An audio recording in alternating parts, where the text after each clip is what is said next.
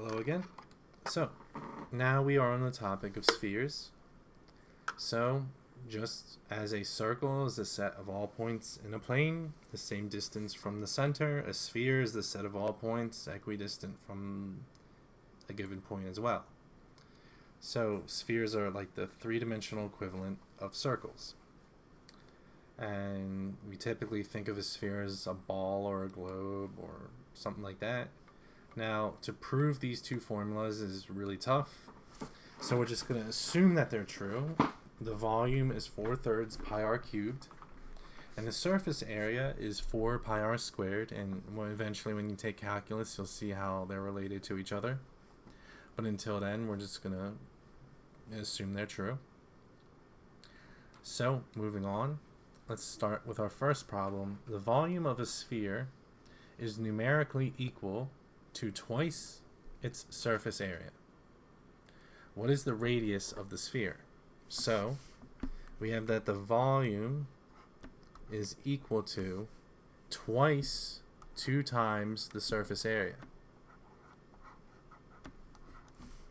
What is the radius of the sphere? Now we have formulas for each. So volume is 4/3 pi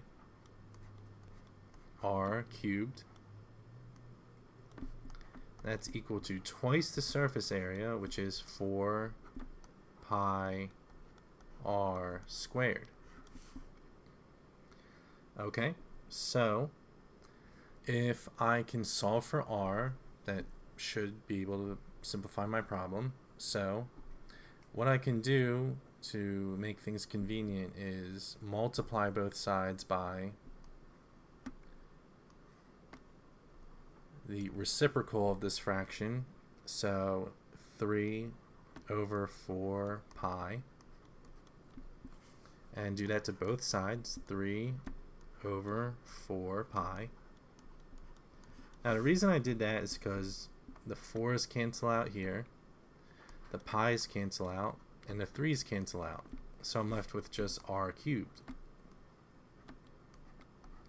And now when I look over here, the 4's would cancel out here, so would the pi's, and we would be left with 3/2 r squared. So how do I get r by itself? Well, I would have to divide both sides by r squared.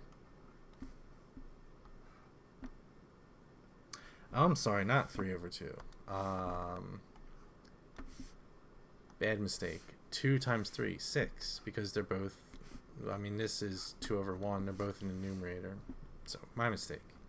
Divide both sides by r squared to find out that r is equal to 6.